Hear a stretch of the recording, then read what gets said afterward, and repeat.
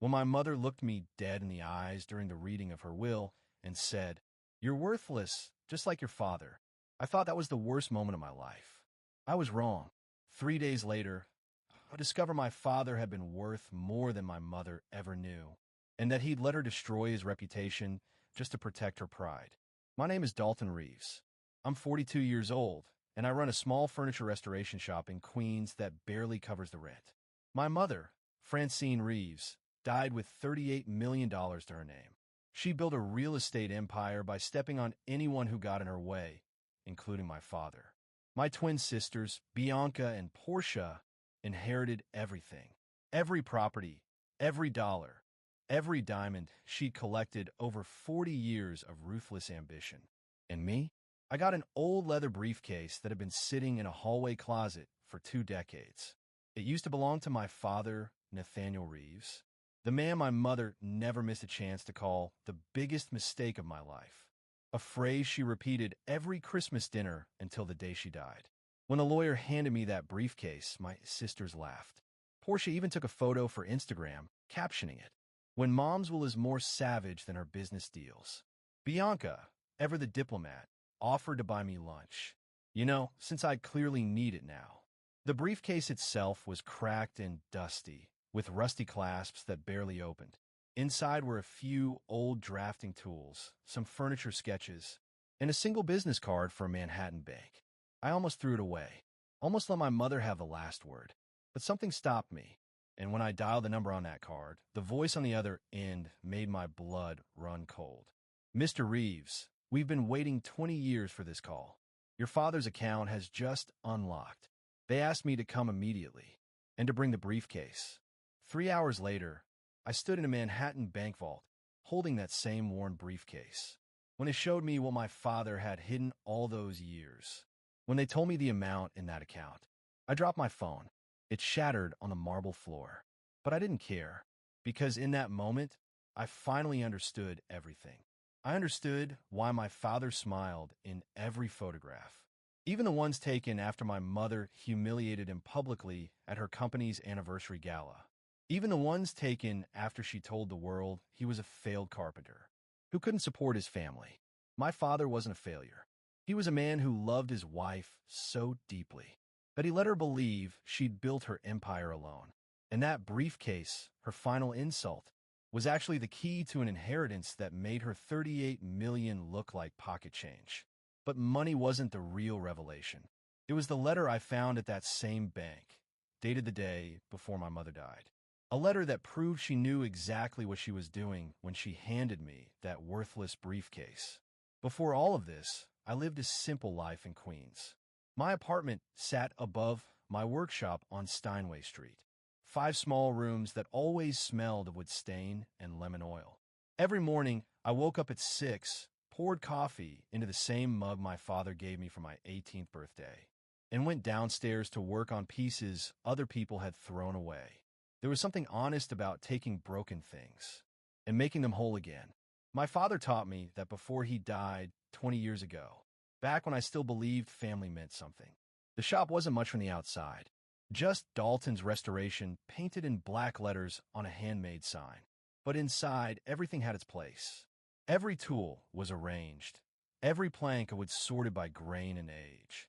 People drove from Connecticut to have me work on their antiques. Not because I advertise, but because word spreads when you do things right. I charged fair prices, paid my bills, and kept my head down. It wasn't the life my mother wanted for me, but it was mine. Francine Reeves was a force of nature until her last breath. 71 years old and still closing million-dollar deals from her hospital bed. She built Reeves Properties Limited from the ground up, or so she claimed. She loved to tell her story at parties. How she married young, had 3 children, and discovered her husband was allergic to ambition. How she saved the family from bankruptcy, while he wasted his life building furniture nobody wanted. My sisters would sit beside her, nodding proudly, their hands heavy with jewelry bought from Mom's empire. They were everything she ever wanted, sharp, ambitious, and ruthless. Both went to Yale, both married investment bankers, and both lived in Manhattan penthouses, with a monthly maintenance fee was more than I made in 6 months. At family dinners, they'd discuss market volatility and portfolio diversification. While I sat there, calloused hands resting on the table, probably still dusted with sawdust. Dalton, the craftsman, Portia would tease, making it sound like a diagnosis. Someone has to keep the tradition alive, I'd reply, and watch my mother's face tighten like she'd bitten into something sour. Truthfully, I chose this life partly to honor my father, and partly despite her. Nathaniel Reeves was a quiet man.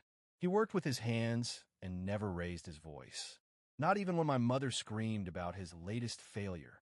He taught me everything about wood, how to join two pieces so perfectly that you couldn't see the seam, how to read the grain like a map. He died in a hospital bed while my mother was at a property closing. His last words to me were, "The truth has been waiting for you to be ready." I never understood what he meant. Not until I opened that briefcase. The day my mother died, I was refinishing a Victorian writing desk. My uncle, Roderick, called to tell me she'd had a massive heart attack at her office. By the time I got to the hospital, she was gone. Bianca and Portia were already there, phones in hand, talking to lawyers and accountants before her body was even cold. The funeral was a parade of real estate moguls and social climbers. Everyone eager to tell stories about Francine Reeves, the pioneer, the dealmaker, the woman who never backed down. After the service, Uncle Roderick pulled me aside. He was my father's only brother, an honest man, an accountant for small businesses. He never asked for much. "Your mother never forgave your father for something," he said quietly, nursing a whiskey. "Never said what. But Dalton, your dad wasn't who she made him out to be. Remember that when the will is read." I thought he was drunk, trying to comfort me before I got the scraps I already expected. My mother had made it clear for 20 years. I was the disappointment, the son who chose sawdust over stock options. But Roderick looked dead serious when he gripped my shoulder. "Your father was the smartest man I ever knew," he said. "He just loved your mother more than he loved being right." The law office of Jacobson and Associates sat on the 40th floor of a Manhattan high-rise. All glass, chrome, and leather that probably cost more than my shop made in a year. I showed up 15 minutes early, wearing my father's old watch and my only decent suit. My sisters were already there, seated like royalty, their husbands beside them in tailored Armani. "Dalton, you came," Bianca said, as if my presence were somehow unexpected. I smiled faintly, not realizing yet that this moment, would change everything I thought I knew about my family. We were still discussing what to do with Mom's properties in Connecticut. Bradley claimed he knew a developer who could triple their value. Portia didn't even look up from her phone. "The Westchester estate alone is worth $12 million, Bianca said. "Can you imagine $12 million just sitting there?" That's when Mr. Jacobson entered, Mom's lawyer for over 30 years. He'd seen her through every deal, every lawsuit, every ruthless victory. He carried a leather folder that looked heavier than it was. His expression told me this wasn't going to be a pleasant morning. "Let's begin," he said, adjusting his glasses. "The last will and testament of Francine Marie Reeves, executed 1 month before her passing." The first 10 minutes were exactly what everyone expected. Charitable donations, 3 universities, all of which had rejected my father's applications 40 years ago. I noticed that detail. I always noticed the details. Then came the part everyone was waiting for. To my daughters, Bianca and Portia, Jacobson read, "I leave my entire estate, all properties, accounts, and investments to be divided equally. This includes Reeves Properties Limited, all domestic and international holdings, and all personal effects, save one." My sisters exchanged satisfied glances. Portia's husband was already texting someone, probably bragging about his wife's windfall. Bianca reached over and patted my hand, smiling with condescending pity. "Oh, Dalton," she said, her tone dripping with false concern. "We'll make sure you're okay. Maybe we can hire you to restore some furniture for our new houses. You do such quaint work." Mr. Jacobson cleared his throat. "There's more." He hesitated, his voice tightening. "To my son, Dalton Reeves, I leave your father's briefcase from the hall closet. It has been in my possession for 20 years, untouched since the day he left it. The room went silent. Then Portia laughed, a sharp, brittle sound that cut through the air. "A briefcase?" she said. She left him Dad's old briefcase? 20 years in that closet, and Mom saved it just to make a point. Classic Francine. But Jacobson wasn't finished. "May you finally understand," he continued quietly, "that choosing your father's path leads nowhere. You're worthless, just like Nathaniel was. The briefcase is to be given to Dalton immediately as the last lesson. I can teach about the consequences of wasted potential." The words hung in the air like poison. Even my sisters looked uneasy now. Bianca's hand, still resting on mine, turned from a condescending pat to an awkward squeeze. "At least it's genuine leather," she offered weakly. "You could restore it, maybe sell it for a few hundred." Mr. Jacobson left the room and returned with the briefcase. Brown leather, cracked with age. Brass corners oxidized green. It looked like something you'd find in a thrift store for $20. He handed it to me carefully, his expression unreadable, something between pity and discomfort. "There are some papers for your sisters to sign," he said softly. "Dalton, you're free to go." I stood up, holding that briefcase as if it weighed 1,000 pounds. The valet in the parking garage watched me walk past, carrying my entire inheritance, while my sister stayed upstairs to divide $38 million. One of the valets, a kid no older than 20, asked if I needed help carrying it to my truck. I almost laughed. Back in my workshop, I placed the briefcase on my workbench and stared at it for an hour. This was my mother's final insult, her last way of reminding me that following in my father's footsteps was, in her eyes, the wrong choice. When I finally opened it, I found exactly what I expected. My father's old drafting tools, the compass, T-square, and pencils worn down to nubs. Below them were detailed sketches of furniture I recognized from childhood. And at the bottom, tucked into a side pocket like an afterthought, was a single business card. Holloway Trust and Savings, Manhattan. Established 1894. Just a phone number. No name, no address. Printed on cream cardstock yellowed with age. I flipped it over. The back was blank. For 3 days, that card sat beside my coffee maker. Every morning, I'd look at it while my coffee brewed, wondering if calling would only lead to more humiliation. Maybe it was an old account with a few dollars. Maybe it was closed decades ago. Maybe this was one more cruel joke from my mother. A scavenger hunt designed to prove my father had left nothing behind. But I couldn't stop thinking about his last words. "The truth has been waiting for you to be ready." He'd said it in that hospital bed, machines beeping around him, while my mother skipped the visit to attend a property closing. 20 years later, those words came back to me every night, and that card felt like the key to understanding them. On the third night, as I finished restoring a Victorian writing desk, the same one I'd been working on when Mom died, I made my decision. My father used to say, "Would never lies."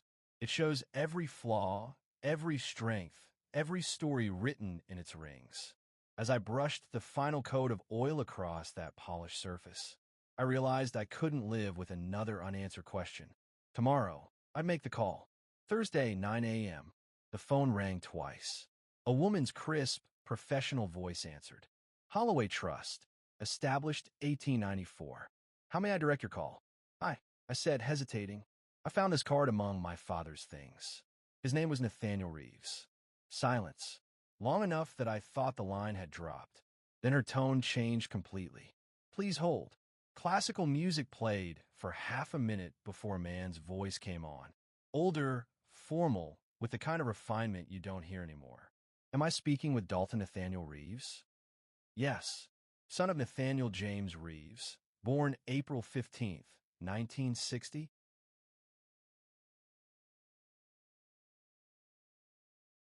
"That's correct. Mr. Reeves, my name is Charles Aldrich. I'm the president of Holloway Trust.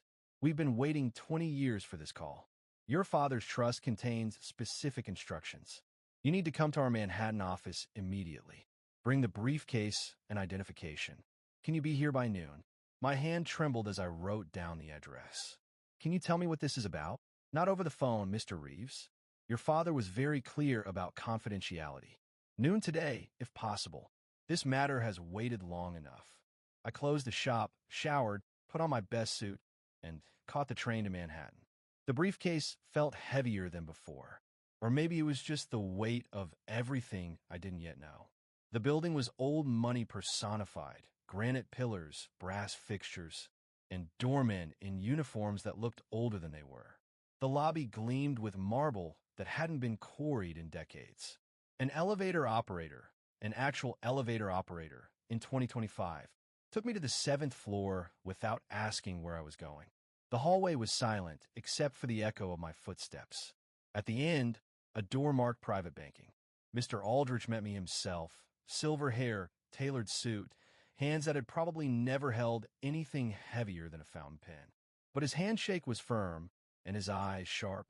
"You look like him," he said quietly. "Same eyes, same jaw. Please come with me." He led me through a maze of offices into a room that felt more like a law library than a bank. 3 others waited, 2 men in suits and a woman with a stenographer's pad. On the table, documents, stamps, fingerprinting equipment. Before we proceed, Aldrich said, "We need to verify your identity beyond any doubt. Your father's instructions were extremely specific. Blood test? For a bank account?" I asked. He gave a faint smile. "Mr. Reeves, this is not just a bank account." The next hour felt surreal. A nurse appeared to draw blood. My fingerprints were taken, digitally and in ink. 3 notaries verified my ID and witnessed my signatures. Aldrich supervised every step personally. "Your father," he said quietly as we waited for confirmation, "was one of the most intelligent men I've ever met. He came to us 20 years ago with a very unusual request, to create a trust accessible only by you, only after your mother's passing, and only if you arrived in person with that briefcase." "Why?" I asked. What could possibly be so important? A young man entered, handed Aldrich a file, and nodded. "All confirmations verified, sir." Aldrich exhaled slowly. "Now, Mr. Reeves, let me show you what your father left behind. Bring the briefcase. You'll understand soon." He led me to a hidden elevator behind a wood-paneled wall, inserted a key, and pressed B3. We descended in silence. My heartbeat echoed in my ears, and the briefcase handle grew slick in my palm. The vault level wasn't like the movies. No massive steel door, no spinning locks. Just a quiet corridor lined with numbered rooms and the heavy stillness of buried secrets. We stopped at door 17. Aldrich entered a code and gestured for my hand on a scanner. The lock clicked open with the sound of inevitability. Inside was a small conference room lined with old filing cabinets and safety deposit boxes. Aldrich retrieved a leather portfolio from one of them and set it before me. "Mr. Reeves," he said, his voice trembling slightly, "your father wasn't just a furniture maker. He held 17 patents, designs that revolutionized the hospitality industry. The modular bed frame, used in every Hilton hotel, his design. The stackable conference tables found in offices across America, his. The earthquake-resistant shelving system, now mandatory in California hotels, also his." He slid a document across the table. Patent numbers, registration dates, and, at the bottom, a running total of royalties. For a moment, I couldn't even process the number. Too many digits. Too surreal. The trust currently held $347 million. My phone slipped from my hand and shattered on the marble floor. I didn't move to pick it up. "That's impossible," I whispered. "My father died broke. My mother said he left nothing but debt." Aldrich shook his head. "Your father was never broke, Mr. Reeves. He was a silent genius who chose to stay invisible. And that's not all." He pulled out another file. "Are you familiar with Reeves Properties Limited?" "My mother's company," I said. He gave a faint, knowing smile. "No, Mr. Reeves. Your parents' company. Your father owned 40% of it. He was the founding partner." The room tilted for a moment. I gripped the table to steady myself. "That can't be true," I said. "Mom built that company herself." "Not alone," Aldrich replied gently. "She started with your father's research, his identification of undervalued properties, his architectural assessments, his renovation designs. Every major acquisition Reeves Properties made in its first 10 years was based on your father's analysis. He was the one who first saw potential in that Brooklyn building, the one everyone thought was worthless. He designed every renovation for the first 15 properties. My mother was the face, the negotiator, the woman who could turn a handshake into a fortune. But my father, he was the foundation. Mr. Aldrich began pulling out box after box of documents. Contracts with both my parents' signatures, architectural sketches in my father's unmistakable handwriting, property assessments typed on his old typewriter with the sticky key. He never sold his shares, Mr. Aldrich continued. Never touched the dividends. Everything's been accumulating in this trust for 20 years. And with the company's current valuation, your 40% stake is now worth approximately $200 million. I couldn't breathe. The numbers didn't seem real, too big, too impossible.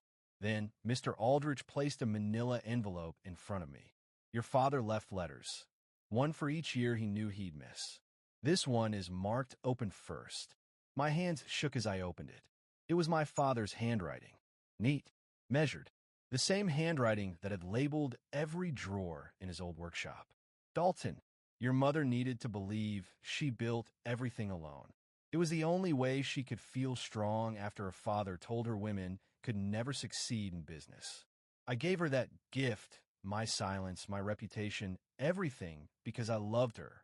She was brilliant and fearless, and she deserved to be seen as the success she was. But I couldn't let her take your inheritance. The world told her story. This trust tells mine. The workshop keys are in the briefcase's hidden compartment. Press the brass corners at the same time. It was never sold, only maintained, waiting for you. Your great-grandfather's tools are still there. Build something beautiful. Love, Dad. I found a hidden compartment exactly where he said it would be. Inside were the keys and another envelope, this one in my mother's handwriting, dated the day before she died. Mr. Aldrich looked startled. She came here, he said quietly, the day before she passed. She insisted on leaving something in your father's trust file. I opened her letter with trembling hands. I know what you'll find. I know what Nathaniel did.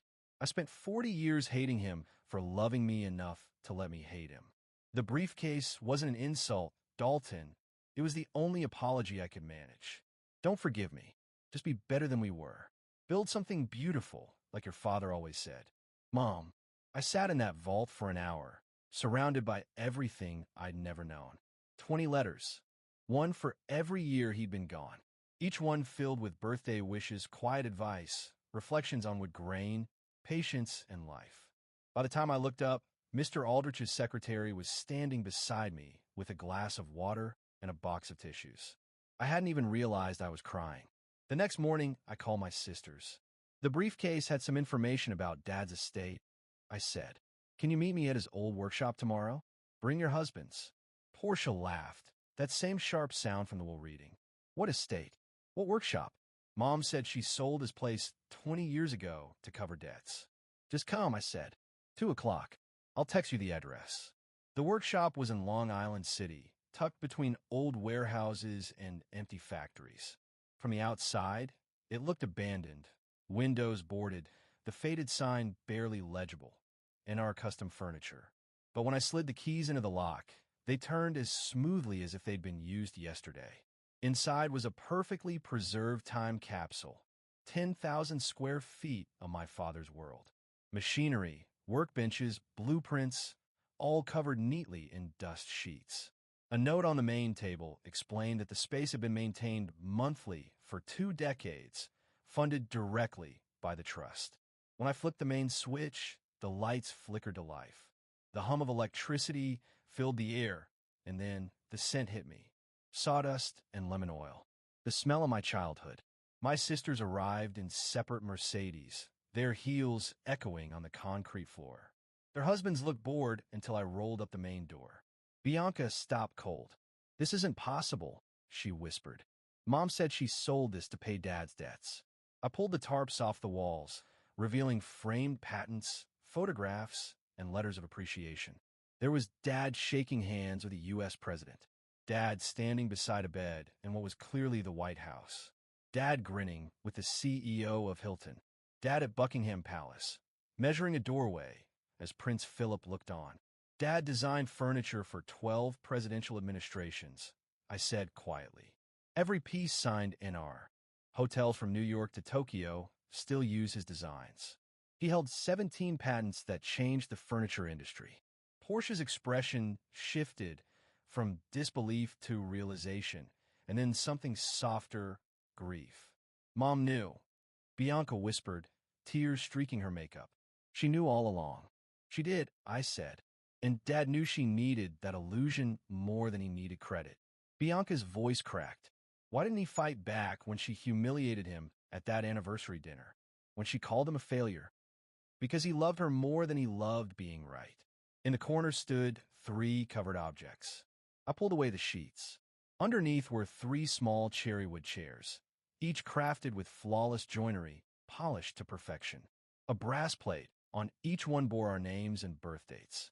He made these when you were born, I told them. Mom told him to throw them away because they didn't match her decor. He kept them here. Portia lifted hers gently, her voice barely a whisper. It's beautiful. For the first time since we were kids, she looked like herself again. Not the polished socialite, but a daughter remembering her father. We spent hours there, surrounded by his legacy. I showed them the letters, the trust documents, the patents. Their husbands tried to ask about money, but my sisters silenced them. This wasn't about wealth anymore. 6 months later, the workshop became the Nathaniel Reeves Foundation for Craftsman Education, offering free training for anyone who wants to learn a trade. Bianca discovered she has a gift for carving. Portia learned to operate the lathe and hasn't checked her phone during class once. At the entrance, behind glass, sits the briefcase, the one that started it all. A small plaque beneath it reads, "Sometimes the smallest inheritance carries the greatest worth." In memory of Nathaniel and Francine Reeves, partners in all things, even in misunderstanding. On the mantel in my office, their ashes rest side by side. Her portrait, fierce and determined. His quiet smiling. They were both right in their own ways. Mom taught me to fight. Dad taught me when not to. 40 years of anger, 20 years of waiting, and one old briefcase. That's what it took to understand that love isn't always gentle. Sometimes it's silent. Sometimes it's patient.